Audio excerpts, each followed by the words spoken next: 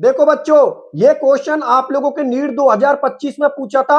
अब एग्जाम में ये क्वेश्चन आप लोगों को किस तरीका से सॉल्व करना था वो मैं आप लोगों के लिए बता देता हूं। तो देखो, सबसे पहले तो हम लोग क्वेश्चन को पढ़ के देखते हैं। क्वेश्चन ये बोल रहा है, match list first with list second. मतलब यहां पर आप लोगों के लिए लिस्ट फर्स्ट दे रखी है और इधर की तरफ आप लोगों के लिए लिस्ट सेकंड दे रखी है।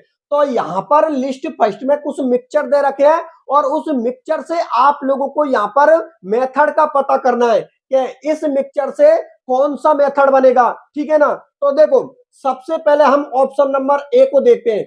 ऑप्शन नंबर ये बोल रहा है, यहां पर कौन है, ये आप लोगों की एनिलीन है और एनिलीन के साथ किसको ले रखा है, क्लोरोफॉर्म से। क्लोरोफॉर्म को हम अच्छी तरीका से जानते हैं कि एनिलीन के साथ जब हम क्लोरोफॉर्म को लेते हैं तो अब वो जो डिस्टिलेशन होता है वो हम लोगों को कौन सा होता है, सिंपल डिस्टिलेशन।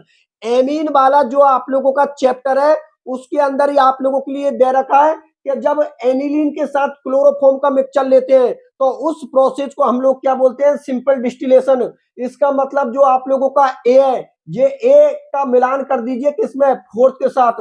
मतलब ए का मिलान किससे होगा, फोर्थ से होगा। यहां पर आप लोग आ जाइए अब ऑप्शन पर। यहां पर ए फोर्थ और ए थर्ड। इसका मतलब ये हम लोगों का आंसर नहीं होगा और ये हम लोगों का आंसर नहीं होगा। या तो आंसर हम लोगों का एक होगा या हम लोगों का आंसर दो होगा।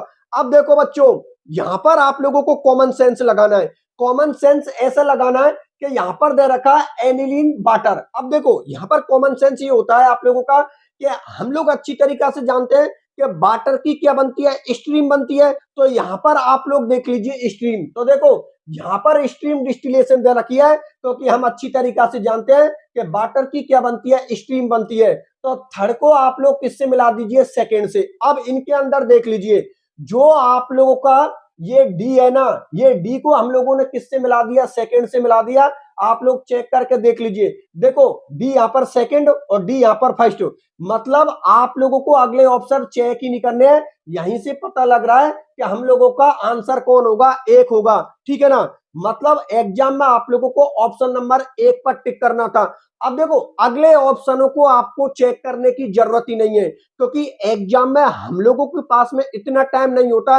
अब देखो, अगर ये क्वेश्चन आप लोगों ने जल्दी सॉल्व कर लिया तो इसका फायदा अगले क्वेश्चन पर मिलेगा क्योंकि अगले क्वेश्चन के लिए हम लोगों को ज्यादा टाइम मिल जाएगा। बात समझ में आ गई ना। तो इस तरीका से एग्जाम में आप लोगों को क्वेश्चन सॉल्व करने हैं।